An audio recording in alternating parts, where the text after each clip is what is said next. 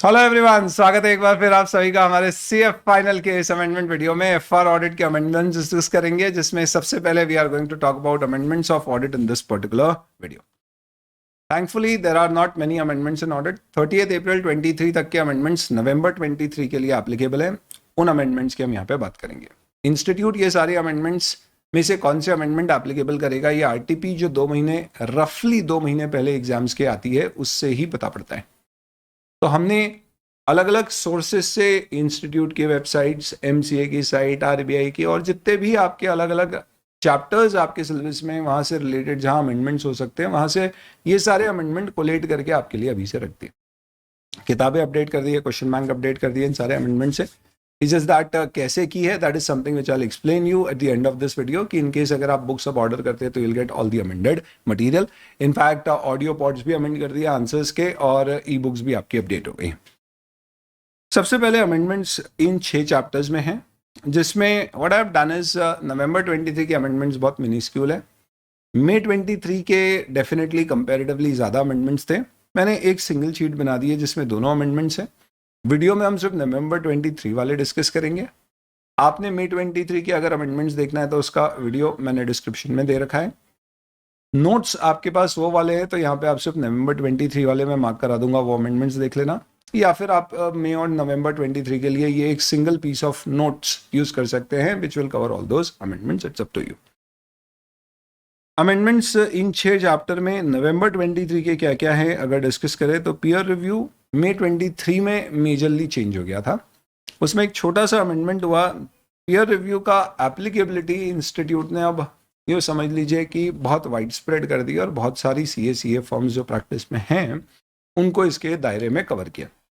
But excuse me, institute ने हालांकि ये कहा कि हम फेज वाइज सीए फर्म्स को पीयर रिव्यू के दायरे में कवर करते जाएंगे, जिसमें फेज 2 में जिन सेट ऑफ एंटिटीज को कवर करने की बात की थी उनके लिए डेडलाइन 1 अप्रैल 2023 दी गई थी, जिसे इंस्टीट्यूट ने आगे बढ़ा के सीए डे 1 जुलाई 2023 कर दिया। यानी कि क्योंकि ये एमसीक्यू प्रोन चैप्टर है, कभी क्वेश्चन आए तो ध्यान रखना, फेज 2 रोल आउट जिनमें इन सेट ऑफ प्रैक्टिस यूनिट्स को पीयर रिव्यू की मैंडेटरी रिक्वायरमेंट इम्पोज की जाएगी, वो 1 जुलाई 2023 से अब इफेक्टिव होगा।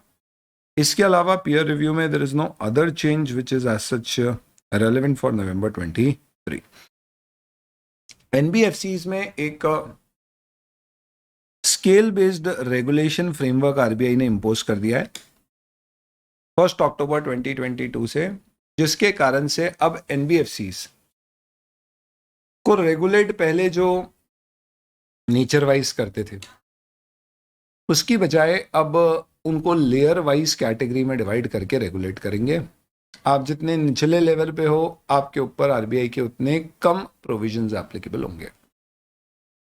इसमें अमेंडमेंट कई सारी चीज़ों में आए थे, पर आईसीआई ने मई 23 में इनमें से सिर्फ जो आपका स्केल बेस्ड फ्रेमवर्क का यूँ समझ लीजिए पैटर्न है, या यूँ समझ लीजिए कि जो 4 लेयर्स आपकी बनती है उनमें किन लेयर में कौन सी एनबीएफसीज शामिल की जाएंगी, सिर्फ उतना पोर्शन इंस्टीट्यूट ने मई 23 एग्जाम के लिए एप्लीकेबल किया। आशा करते हैं कि institute will continue with that. तो अगर ऐसा हुआ तो फिर हमारे पास कोई एडिशनल अमेंडमेंट्स नवंबर 23 के अभी डिस्कस करने के लिए नहीं है। हो सकता है इंस्टीट्यूट आरटीपी में कुछ ऐसे अमेंडमेंट्स ऐड ऑन कर दे जो आ चुके हैं पहले ही बट मई 23 में एप्लीकेबल नहीं किए थे, तो अब लगा दे। तो हो सकता है उसे हमें बाद में डिस्कस करना पड़ेगा। कोड ऑफ एथिक्स के अमेंडमेंट्स पर से there are no amendments for नवंबर 23, बट मैंने ये एथिकल स्टैंडर्ड बोर्ड के कुछ नए डिसीजंस आए वो आपके लिए शामिल कर दिए। का रीज़न ये है कि इंस्टीट्यूट 5-6 अटेम्प्ट में कभी एक बार एथिकल स्टैंडर्ड बोर्ड के डिसीजंस में से एक क्वेश्चन उठा के आपसे पूछ लेता है, क्योंकि आपके सिलेबस में एथिकल स्टैंडर्ड बोर्ड है। सबसे पहले क्वेश्चन आप देखेंगे तो इसमें what it says is, in fact question क्या है, ये डिसीजन है, क्या मैं कंटिजेंट फीस चार्ज कर सकता हूं फॉर यूटिलाइजेशन सर्टिफिकेट। मैं एक ऑडिटर हूं, या लेट्स से फॉर एग्जांपल एक चार्टर्ड अकाउंटेंट इन प्रैक्टिस हूं जो एक एजुकेशनल इंस्टीट्यूट को यूटिलाइजेशन सर्टिफिकेट साइन करके देता हूं। जो एजुकेशनल इंस्टीट्यूट गवर्नमेंट से ग्रांट लेते हैं उनको ग्रांट लेने से पहले ये दिखाना पड़ता है, इनफैक्ट अगली ग्रांट की किश्त लेने से पहले पिछली किश्त जो उन्हें मिली है उसका उन्होंने प्रयोग, यूटिलाइजेशन सही जगह किया या नहीं किया, उसका एक सर्टिफिकेट चार्टर्ड अकाउंटेंट से बनवाना होता है। वो सर्टिफिकेट अगर मैं as a chartered accountant in practice बना के दे रहा हूं तो क्या मैं फीस कंटिजेंट बेसिस पे, परसेंटेज बेसिस पे चार्ज कर सकता हूं? The answer is yes. किसी भी कोऑपरेटिव बैंक में, प्राइमरी अर्बन कोऑपरेटिव बैंक और अदर कोऑपरेटिव बैंक में, अगर आप नॉन एग्जीक्यूटिव या इंडिपेंडेंट डायरेक्टर बनना चाहते हैं या बोर्ड ऑफ मैनेजमेंट का मेंबर बनना चाहते हैं तो ये परमिसिबल है, प्रोवाइडेड दो बातों का आप ख्याल रखें। नंबर 1, आप उसके एक्टिव मैनेजमेंट में पार्टिसिपेट नहीं करेंगे, और दूसरा, आप वहां पे एज एन ऑडिटर इंटरेस्टेड नहीं रहेंगे। ट्रेडमार्क और पेटेंट से रिलेटेड आप कंसल्टेंसी दे दीजिए, कोई दिक्कत नहीं है, पर आप अटॉर्नी नहीं बन सकते, रजिस्ट्रेशन वाले काम नहीं कर सकते। अगर आप किसी सोसाइटी का ऑडिट करना चाहते हैं जिसमें कि आपका इमीडिएट फैमिली मेंबर यानी कि स्पाउस या आपके dependent, that's about it, honorary position hold करते हैं, ऑनररी, जस्ट फॉर ऑनर्स, इसका मतलब यह है कि किसी कॉलेज ने मुझे बोला कि भाई आप हमारे board of management, trustees, advisors में शामिल हो जाइए। हमला हो जाएंगे, क्या दिक्कत है, पैसे कितने मिलेंगे? अरे सम्मान मिलेगा और कुछ नहीं। हमला यार थोड़े बहुत तो दे दो। उन्होंने बोला नहीं, बस आप आओगे तो सेटिंग फीस दे देंगे और कुछ नहीं। हाँ, मैंने बोला ठीक है यार, चलो, शिक्षा से क्या कमाना आपने, हाँ ठीक है। तो ये मैं बन गया क्या, ऑनररी मेंबर। अब यहां पर आपको कहा है कि अगर आप, तो छोड़िए आपका कोई इमीडिएट फैमिली मेंबर भी ऑनररी मेंबर है, किसमें, किसी भी मैनेजमेंट कमिटी में ऑफ अ सोसाइटी, तो ध्यान रखिएगा ऐसी सिचुएशन में फिर आप उस सोसाइटी का स्टैट्यूटरी ऑडिट नहीं ले सकते। तो देखो, अगर वो डायरेक्टर वगैरह होता तो ऐसे भी अपन क्लॉज 4 पार्ट 1 शेड्यूल 2 में डिस्क्वालीफाई हो ही जाते हैं। क्यों? क्योंकि सब्सटैंशियल इंटरेस्ट है। यहाँ पे उसी को और एक्सटेंड कर दिया कि अगर वो ऑनररी मेंबर है, यानी उसके पास कोई परसेंटेज शेयर होल्डिंग नहीं है, सिर्फ कोई फीस नहीं चार्ज कर रहा है, सिर्फ वो ऑनर के लिए बना है, तो भी मना कर दिया कि आप उसका ऑडिट नहीं करोगे क्योंकि इंटरेस्ट हो सकता है। देन जो इंडेटनेस के प्रोविजन आपके काउंसिल जनरल गाइडलाइन के चैप्टर 10 में दिए गए। चैप्टर 10 कहता है कि भाई अगर आप ऑडिटर अपॉइंटेड हो किसी एंटिटी के लिए तो उस पर्टिकुलर केस में इंडेटनेस आपकी 1 लाख से ज्यादा होगी तो आप डिस्क्वालीफाई हो जाओगे। लिमिट अगर आप जिस एक्ट में ऑडिट कर रहे हैं उसमें अलग से कोई दी हुई है तो आप उस लिमिट का पालन करेंगे, नहीं दी है तो ये एक जनरल लिमिट है। आईसीआई ने क्लैरिफाई किया है, ये पहले भी कर चुके थे, इसके ऊपर अब डिसीजन आ गया that this is only applicable for external audits. इसका मतलब इंटरनल ऑडिट के ऊपर आपकी इंडेटनेस हुई तो आप डिस्क्वालीफाई हो जाओगे, ऐसा नहीं है, क्योंकि ऐसे भी इंटरनल ऑडिट के केस में independence is not mandatory. Objectivity होना चाहिए बट इंडिपेंडेंस इंटरनल ऑडिट में नहीं होगी।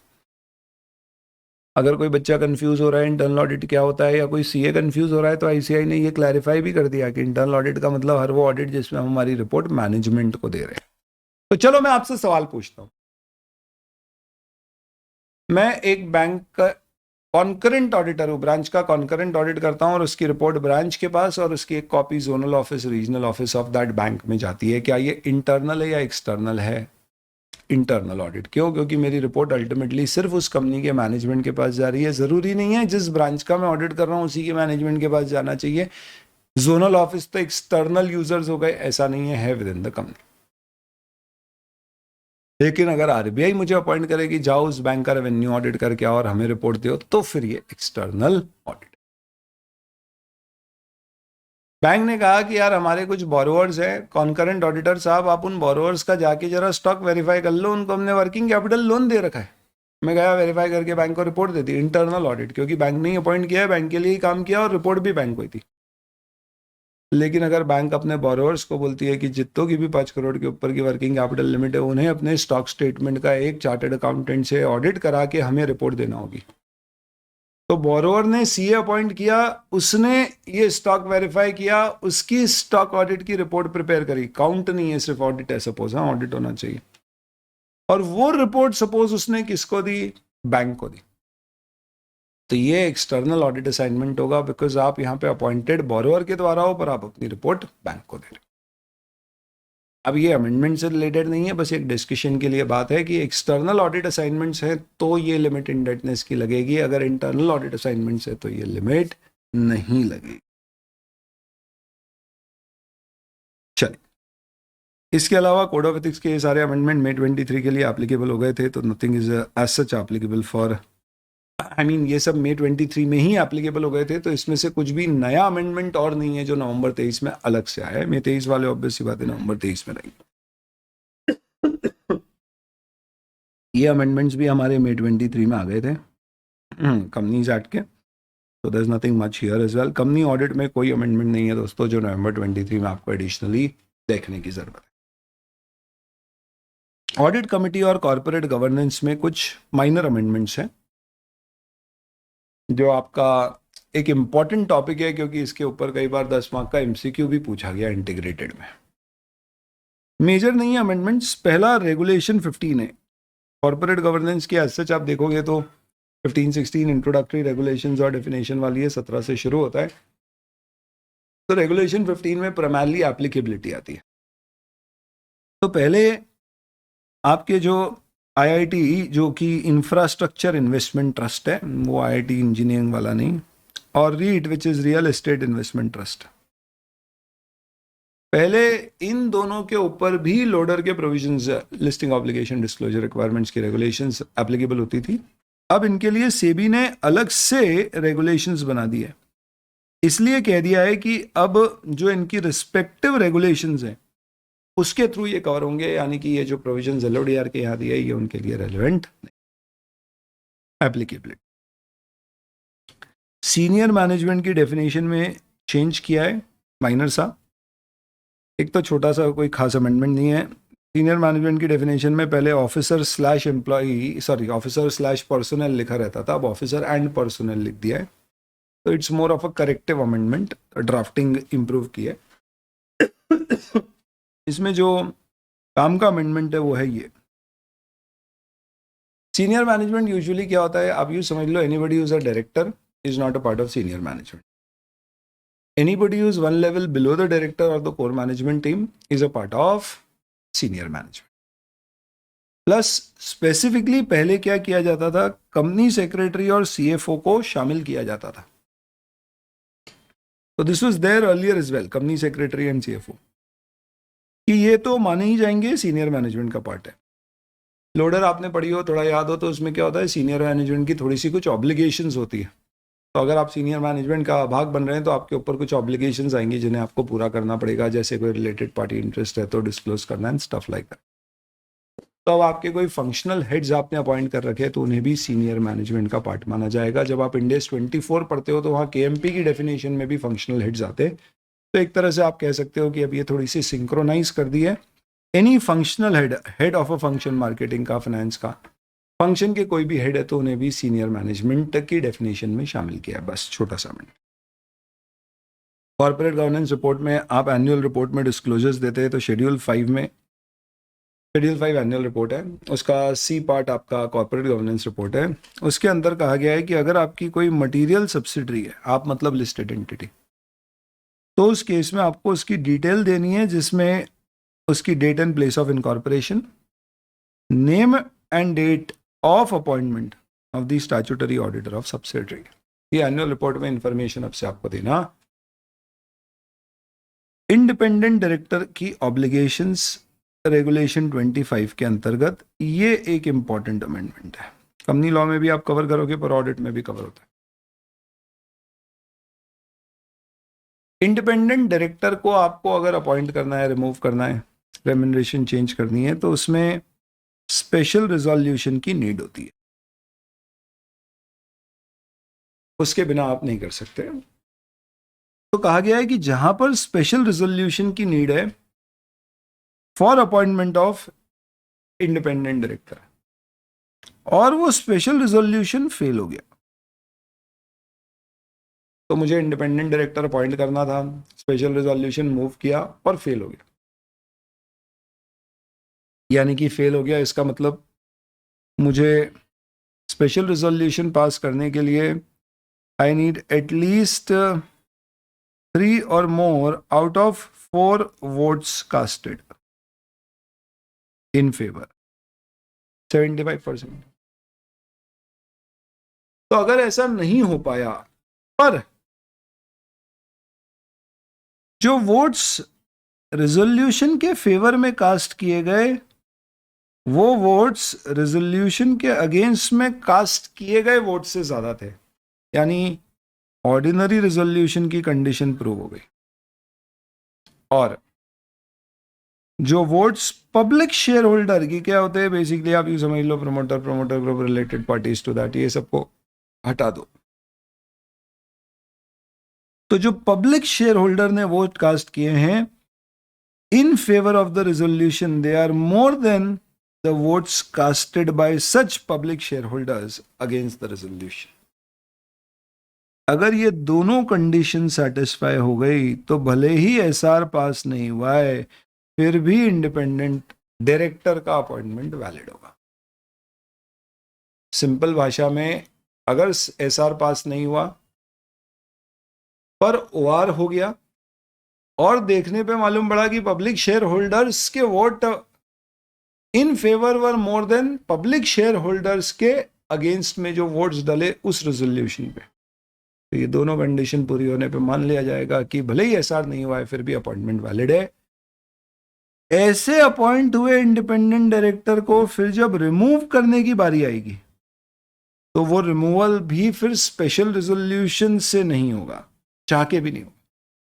उसमें भी सेम कंडीशन लगेगी कि ordinary resolution vote casted in favour should be more than the against the resolution and public share holder के vote should be more than the vote casted against the OR plus public share holder के votes in favour are more than the votes which are.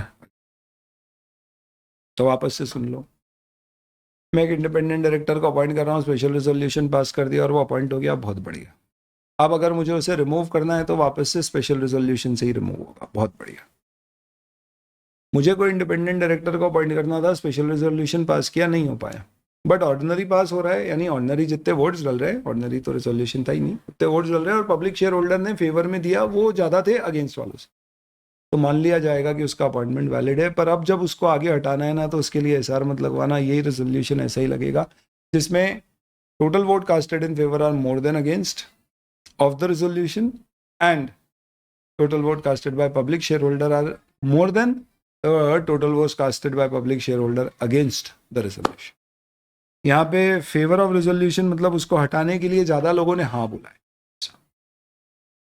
तो ये एक आपका regulation 25 की sub regulation 2A में है। Consolidated financial statement में drone chart में कुछ करेक्शंस थे, तो वो अपडेट से रादर देन अमेंडमेंट्स, इसी के साथ आपके ऑडिट के अमेंडमेंट्स हो जाते हैं। Now let me show you basically the books. The books what we have done is we have amended all the books and इसके साथ ही ऑडियो पॉड्स भी हमने अमेंड कर दिए। What I am showing here is अपनी fast की app में जितने भी आपके ऑडिट के ऑडियो पॉड्स हैं और जो अमेंडमेंट्स हैं क्वेश्चन बैंक में, वो मैं आपको बता रहा हूँ। ये ऑडिट की आपकी क्वेश्चन बैंक है, मैंने इसको एक्सेस किया। When I get into this particular question bank which is updated with all these amendments plus इसमें May 23 के क्वेश्चन पेपर तक के सब कुछ शामिल है। May 23 का क्वेश्चन पेपर, हर क्वेश्चन के ऊपर एक ऑडियो पॉड जिसमें एक सजेस्टेड मेरी तरफ से आंसर विद एन ऑडियो, और उससे पहले का RTP MTP ये सब कुछ इसमें इनकॉर्पोरेट कर दिया गया। प्लस जहाँ जहाँ क्वेश्चन के आंसर्स इन अमेंडमेंट्स के कारण या May 23 के अमेंडमेंट्स के कारण अमेंड हुए, वो सारे अमेंडमेंट्स डाल दिए, जिन्हें एक्सेस करना भी बहुत आसान है। सपोज आपने ऑलरेडी क्वेश्चन बैंक पूरी कर ली और आपको सिर्फ अमेंडमेंट के सुनना है, आप यहाँ जाइए, इसको क्लिक करिए। क्लिक करने से आपको पूरी लिस्ट आ जाएगी सारे क्वेश्चंस की ऑफ ऑल द चैप्टर्स। आपको यहाँ पे फ्लैग पे जाना है और अमेंडमेंट्स को क्लिक कर देना है। जिन जिन क्वेश्चंस हुए, अमेंडमेंट्स हुए, वो सारे क्वेश्चंस का स्टेटस अमेंडमेंट का मार्क कर दिया गया है। इसका मतलब आपको सिर्फ इतने देख लेने हैं, इससे आपके मई और नवंबर 23 दोनों के जिन क्वेश्चन के आंसर्स में अमेंडमेंट की जरूरत थी वो सब हो गए। जैसे आप देखोगे पीयर रिव्यू में सबसे ज़्यादा है क्योंकि वो चैप्टर सब्सटैंशियली चेंज हो गया। ऑडिट कमेटी में कुछ चेंजेस आए, वो मैंने अपडेट कर दिया। NBFC है तो आप ये यहाँ से डायरेक्टली क्लिक कर सकते हो and then you can go to these particular questions. NBFC description types पूछा है, आप आंसर देखेंगे तो आपका आंसर में नीचे जो अमेंडमेंट है उसको हाईलाइट कर देते हैं, ताकि आपके पास अगर पुरानी किताब है तो आपको पता है कि उसमें अमेंडमेंट क्या है और उसमें क्या ऐड करना है। And then you have these audio notes and everything which you otherwise know what it is, which is basically an explanation. ठीक है, वो शुरू हो गए सार्थक जी। इसी के साथ what we have done is कि जो आपके ड्रोन चार्ट्स और स्टडी मटेरियल के अमेंडमेंट्स हैं, क्योंकि अभी तक इंस्टीट्यूट की आरटीपी आई नहीं है, इसलिए हो सकता है कि इंस्टीट्यूट इनमें से कुछ अमेंडमेंट्स को इनकॉर्पोरेट करे, कुछ को ना करे। तो what we have done is नवंबर 23 के अमेंडमेंट्स अभी इनकॉर्पोरेट करने की बजाय उसका एक सेपरेट, ये जो आप मटेरियल या कंटेंट देख रहे हो, इसका एक प्रिंट आउट आपको नोट्स के साथ मिलता है। तो आप ड्रोन चार्ट ऑर्डर करोगे तो साथ में ये भी आपको मिलेगा। और इसमें हमने इंश्योर किया है कि पेज नंबर वही लिखे हुए आपको यहाँ पे जैसे मिल जाए ड्रोन चार्ट के, ताकि आप देख सको कि यहाँ पे कौन सी चीज़ चेंज हुई है या कहाँ पे अमेंडमेंट। नॉर्मली अमेंडमेंट होगा तो वो क्या होएगा, आप उसको देखेंगे तो you will be able to kind of see कि या तो कुछ हाईलाइट हुआ है या उसका पूरा नेचर ही अमेंडमेंट का है। तो फिर जैसे पीयर रिव्यू है तो वो पूरा ही चेंज हुआ है, तो आपको वैसे ध्यान रखना पड़ेगा। इसके अलावा ऐप में भी ये सारे अमेंडमेंट्स ऐसे अपडेट कर दिए जाते हैं। ये QR कोड है, आप इसको स्कैन करोगे तो आपको वहाँ पे भी इसका रेफरेंस मिल जाएगा कि अमेंडमेंट हुए हैं। तो इनकेस अगर आपके पास ड्रोन चार्ट्स पुराने वाले हैं तो आप इसको स्कैन करके आप क्या कर सकते हो, नए वाले ड्रोन चार्ट्स का आपको कहीं लिंक मिल जाएगा, वहाँ से डाउनलोड हो जाएंगे। चलिए, ये हमारे सारे ऑडिट के अमेंडमेंट्स होते हैं। There is nothing more than this for your नवंबर 23 एग्जाम्स, अनलेस इंस्टीट्यूट एनबीएफसी में या किसी और टॉपिक में कुछ आरटीपी में ऐड ऑन करने की कोशिश करता है। क्वेश्चन बैंक आपके पास ड्रोन चार्ट्स और स्टडी मटेरियल हैं, आपको सिर्फ ये अमेंडमेंट्स टेलीग्राम से लेके प्रिंट आउट निकाल के अपने पास रखना है। आप नई किताब ऑर्डर करना चाहते हैं तो that is up to you. मेरा सजेशन क्या होगा with respect to should we go for the new books at all और these books in itself are relevant, तो मैं आपको एक बेसिक सजेशन दे देता हूँ। ऑडिट में ड्रोन चार्ट्स की अगर मैं बात करूँ तो वी हैव बेसिकली एक ड्रोन चार्ट होता है स्पेशल ऑडिट का, उसका वर्जन 6 अगर आपके पास है, full course other than special audit drone chart, यानी ये 2 पार्ट में बांट देते हैं ताकि बहुत ज़्यादा मोटा नहीं हो जाए। इसका वर्जन 4.0 आपके पास है और स्टडी मटेरियल का अगर 4.0 आपके पास है तो आपको कोई नई किताब की ज़रूरत नहीं है। इनफैक्ट यही लेटेस्ट वर्जन्स है, इन्हीं में कुछ अपडेशंस कर दिए गए। रही बात क्वेश्चन बैंक की, आपने अगर इस बार का मेरा पेपर रिव्यू देखा होगा, मैंने बताया 19 में से 13 क्वेश्चन बैंक में से थे, जबकि आप देखेंगे इन जनरल आप अदर क्वेश्चन बैंक से कंपेयर करेंगे तो यू विल फाइंड हार्डली कि there would be 6 to 8 questions which are there in those question banks, unlike our question bank which had 13 out of 19 questions in their paper of audit of May 23, 13 out of 19, 12.5 कह लो, उसमें एक question आधा अधूरा वैसा था, पूरा नहीं। Here nevertheless, and हमने फिर अभी आरटीपी और इन सब के अमेंडमेंट्स अपडेट किए और अमेंडमेंट्स डाले। तो आई वुड स्ट्रांगली सजेस्ट कि क्वेश्चन बैंक अगर आपने पुरानी रेफर नहीं करी है या टाइम हो गया है तो वो आप डेफिनेटली नई वाली ऑर्डर कर दीजिए। इससे फ़ायदा ये होगा कि आपके पास अपडेटेड क्वेश्चन बैंक अवेलेबल रहेगी, उस पर मार्किंग करोगे, सारे आंसर्स अपडेटेड मिलेंगे, क्योंकि कोई भी अमेंडमेंट वीडियो में आपको इंस्टीट्यूट के क्वेश्चन के आंसर्स जो चेंज हुए ये कहीं पे नहीं मिलेंगे, पर क्वेश्चन बैंक आपको नहीं प्रिंटेड मिलेगी, सब कुछ अमेंडेड है। भले ही अमेंडमेंट का प्रपोर्शन कम है, पर आप जानते हो दोस्तों कि एग्जाम में उसका मार्क्स वेटेज ज़्यादा होता है। तो इससे अच्छा लाइफ में क्या हो सकता है, जिसका मार्क्स वेटेज अपना बहुत ज़्यादा है और कंटेंट बहुत कम है, उस पर तो मुझे सबसे पहले फोकस करना चाहिए। Thank you very much and November 23 तक बने रहेंगे, और कोई भी आपकी नीड है तो बताइएगा। FR के अमेंडमेंट्स का सेपरेट वीडियो आपके साथ शेयर करेंगे।